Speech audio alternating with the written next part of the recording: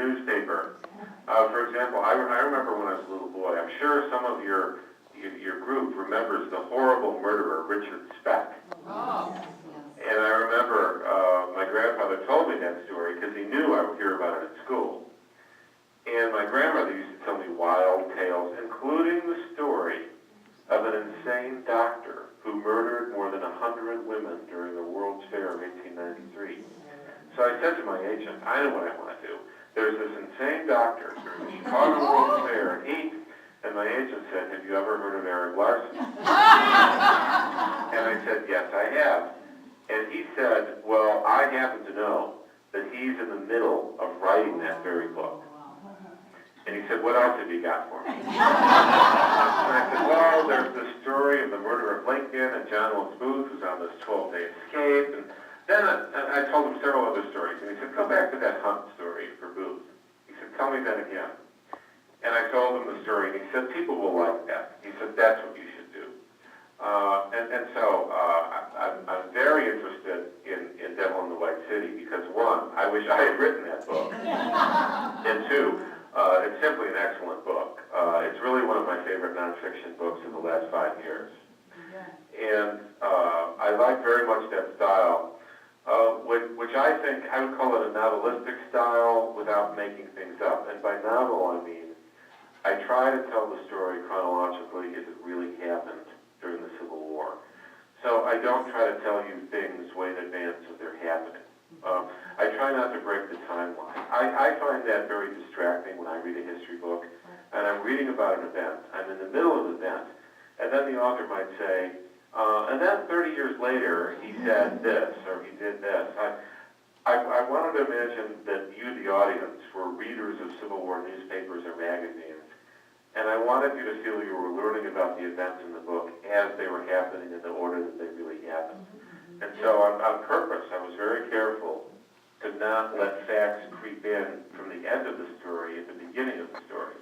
And I think Eric Larson does an excellent job with that in Devil in the White City. Right. We made comparisons to both your books already, so that's so interesting. Thank you for sharing that tip. We scooped the other book groups. Now we know something about you are quoted in your notes in the back of the paperback that Manhunt is meant to be not an encyclopedia of the assassination, but a dramatic account of the events of April 14th through the 26th that unfolds as much as possible in real time. And that really is what you just emphasized. One of our members had a question about the research and the amount of research that you did for this book. And many of our members read from the large print paperback copy, which doesn't have the wealth of notes in the back like the regular print does. So could you just expand a little bit on that? There are a number of key resources for this story. One is certainly the Civil War newspapers from the time. Those people are some of the best journalists in American history, and here's why. And certainly you see in the book, one of my favorites is this newspaper correspondent, George Alfred Townsend. And I think I quote him certainly in 3 key occasions in the book. Because at that time, technology did not allow photographs to be reproduced in newspapers. And the only way you could show an image in a newspaper was to do a woodcut of it. And then print that in the paper, and it took a week or 2 to do the woodcut. Civil War journalists had to tell their stories and paint their pictures entirely with words, without visual aids. And so you can find wonderfully detailed descriptions of events and personalities and scenes, because that's how they had to write their stories. So certainly the newspapers were a great source. Then the trial transcripts for the Lincoln conspirators. You might remember in the end of the book I mentioned that 8 of Booth's co-conspirators were put on trial between May and July 1865. And that produced a trial transcript of a few thousand pages.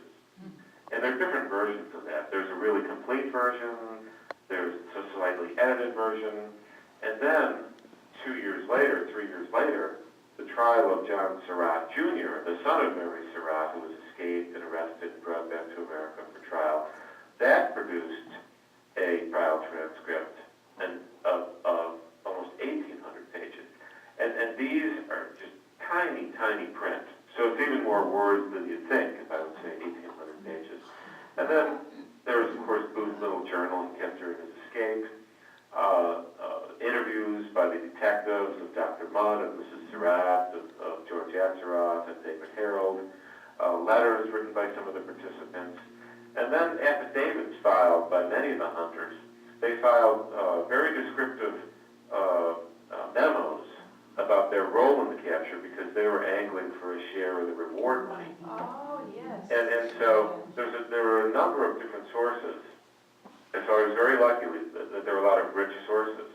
And I made a point of saying at the beginning of the book, anything in quotation marks does come from one of these original sources. I haven't put words into anyone's mouth. If someone, the conversation with Booth at the barn before they set it on fire, that comes from affidavits actually written by Colonel Conger, by Colonel Baker, by Lieutenant Doherty, by Boston Corbett, and by a number of men at the Garrett farm the night Booth was shot and killed.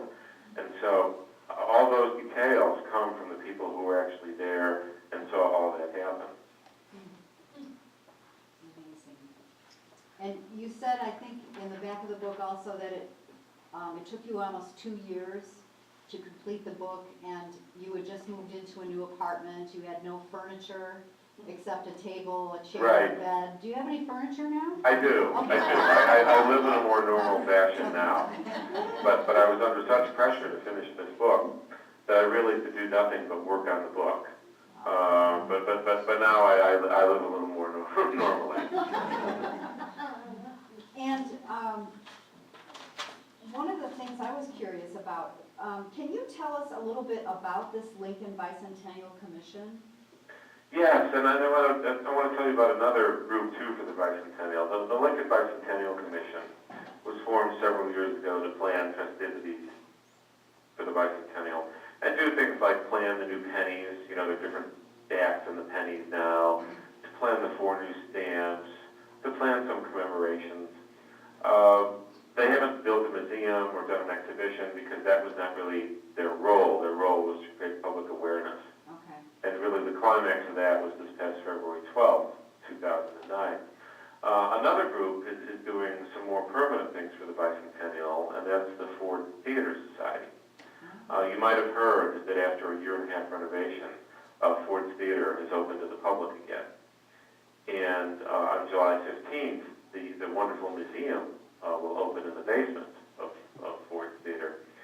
And that's a great place to visit. And as you come to Washington, you should certainly go to Ford Theater, the museum, and then go to the Peterson House across the street where Lincoln died.